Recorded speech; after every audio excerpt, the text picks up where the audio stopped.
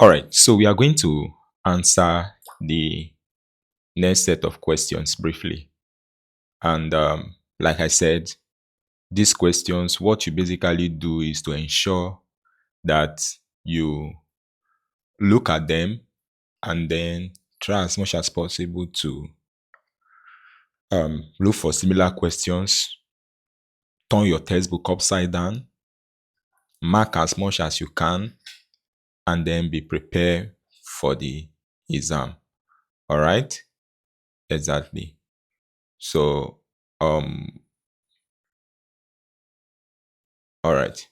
Now, the build-up of complex substances within the cell of living organism is referred to as. Now, when we talk about the build-up of complex substances, we are looking at, there are three things that we are actually looking at here. We have what we call metabolism. Metabolism, there are two types. We have anabolism, and then we have catabolism. Anabolism has to do with build up. Example, photosynthesis. All right, photosynthesis, that is anabolism. While catabolism have to do with breakdown. Example is digestion and respiration. Respiration, cellular respiration. All right, that one is what? Catabolism. Because respiration has to do with the breakdown of food substances to release what? Energy. While photosynthesis is the process by which plants manufacture their own food. So build up within the cell is anabolism. Breakdown, catabolism. Total action is metabolism. So the question is build up of complex substances. So the correct answer is anabolism. Option B. Anabolism is the constructive part of metabolism, while the destructive part of metabolism is called catabolism. Is that okay? So that's the answer to that question. Let us see the next one. The ultimate aim of catabolic pathway between cell is the generation of. Now we said catabolic pathway has to do with what? Respiration. That is the breakdown of food substances. Now, what is the ultimate aim of respiration? Is to break down food substances like glucose into things like carbon dioxide plus water with the release of what? ATP, which is the energy currency of the body. So the ultimate aim of catabolic pathway between cell is the generation of adenosine triphosphate, ADP, ATP, all right, which is option A.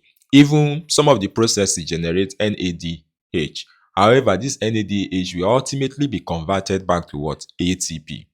And that is what makes option A the correct answer to that question. Now, in glycolysis, NADH is positive is converted to this NAD positive is an oxidizing agent. So it oxidizes most enzyme or most of those substrate. And when it oxidizes the substrate, it is converted to NADH. Is that okay? It is converted to NADH. So the correct answer is what? Option C, NADH. It's converted to NADH. Is that okay? So option C is the correct answer.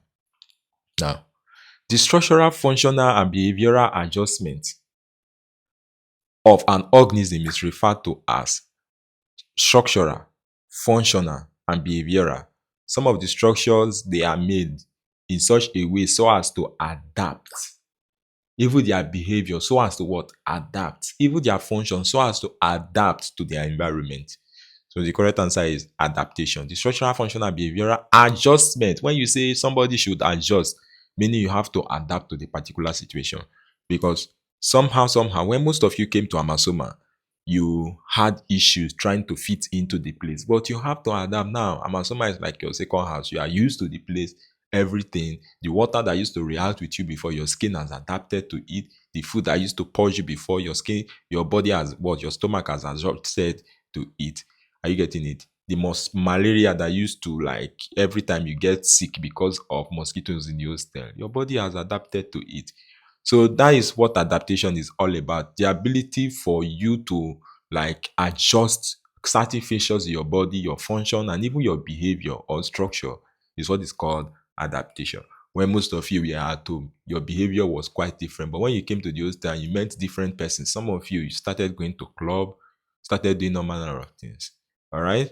That is what adaptation. You're adapting to this specific situation present where you find yourself. Now, the plant that lives successfully in water are referred to as, of course, anything that has to do with water is what? Hydro. Xerophyte is plant that lives on land, a dry land. All right. So those plants that are adapted to water environment, they are known as hydrophyte. Option C. The ectoparasite include the following except. Now, ectoparasites are those parasites that you find outside. Are you getting it? They are found outside. You have tick is an ectoparasite, so it's not correct answer. Bed bug, you find them outside. Do you ever see bed bug inside? No. Lynching, you find them outside. They lynch on your leg. I remember those years when we used to go to farm in the village then when we pass through water. Before you see, you've been leached. And then when you come out of the water, you discover you are bleeding profusely. All right, those ones they are what? Ectoparasites. You find them outside. But tapeworm, you don't find tapeworm outside. Tapeworm is on the inside. If it overgrows, it becomes an issue. It is an endoparasite. So every other one we've listed here is an ectoparasite, but tapeworm is an endoparasite. And we are looking for the one that is not an ectoparasite. So tapeworm becomes the correct answer. Is that okay? Now, the possession of streamlined system in fish is an adaptation for a streamlined system in fish is an adaptation for movement. All right, it's an adaptation for movement. Mesophytes, mesophytic plants include all of the following except you have mahogany, bitter leaf, obeche. Water lily is a hydrophyte. It's not mesophyte. It does not live on both land and water. Predominantly inside water, hence the name water lily. So that one is a mesophyte. Is that okay? Water lily is a mesophyte. And that makes option C to be the correct answer. The question now is, what are mesophytes? And then you are now going to browse some other question under mesophyte.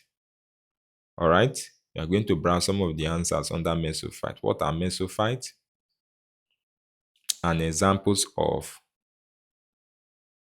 mesophytic plants. All right. Now, mesophyte plants are plants that are adapted to environment with a moderate amount of water. It is not too dry and not too wet.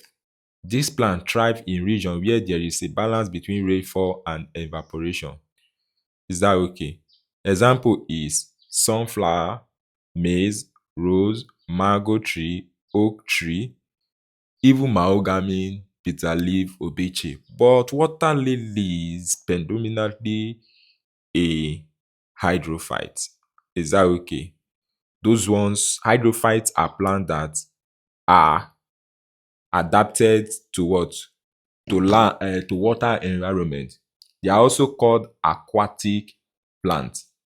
Is that okay? We have three of them. Free floating hydrophytes. This one, they are not attached to anything. Example is water hyacinth and duckweed. Then we have submerged hydrophyte. Those ones, they are completely submerged underwater.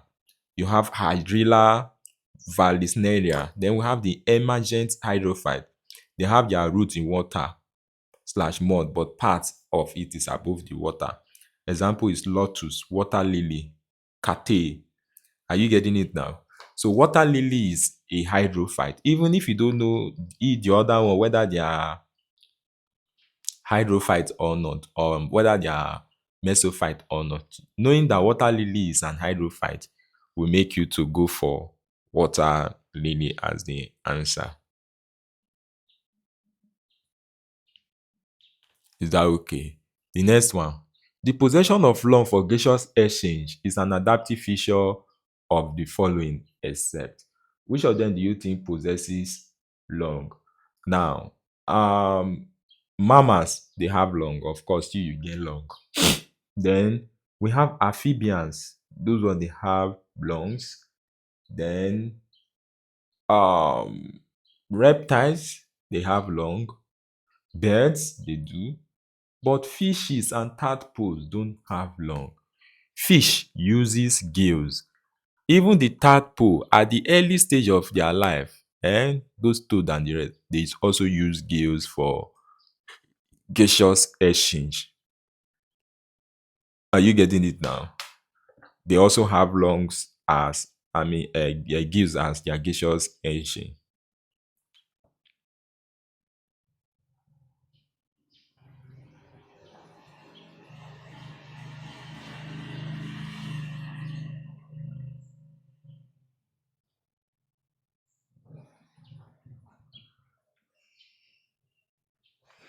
Is that understood? So you should be able to um distinguish them.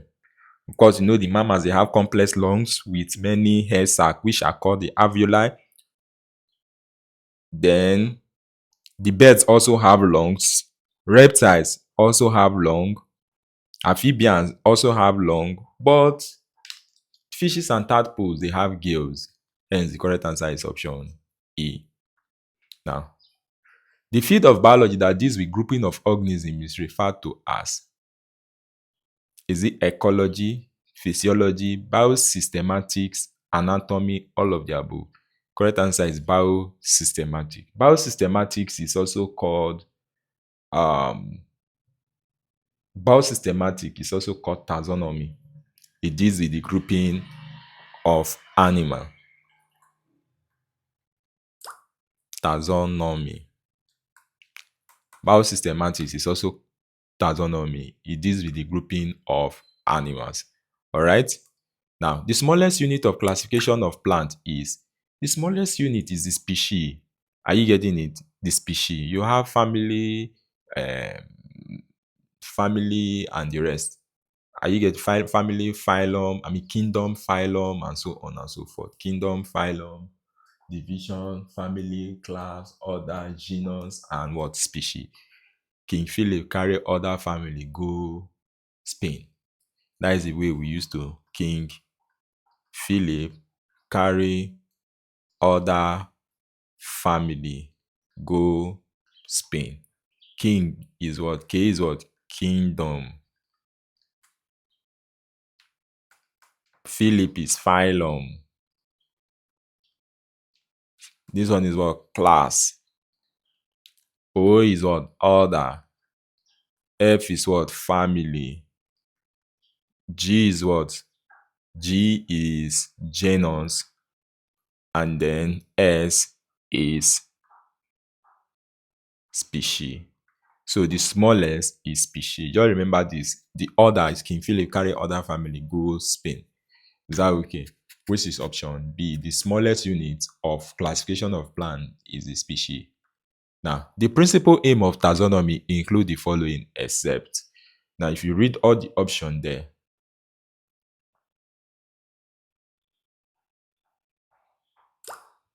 now it helps in convenient method for identifying, naming, and producing a plant. It helps in production um and classification scheme that expresses phylogenetic relationship among plants. It helps in understanding the evolutionary process and pathway of plant. It helps in preparation of inventory of an inventory plant resource. And it does not help in producing plants. Every other thing here is correct, but this production of plants, this one they say it helps in production and classification scheme. In the production and classification scheme, not in production of the plant. But this one they are telling you that it helps in, it's a method, convenient method of identifying, naming, and producing plants. No, the taxonomy does not produce plants. Is that okay? So option A is the correct answer. Now, which of the following is an enzyme inhibitor? Please take note. Go and read this topic, enzyme. You are going to come across so many questions under enzyme.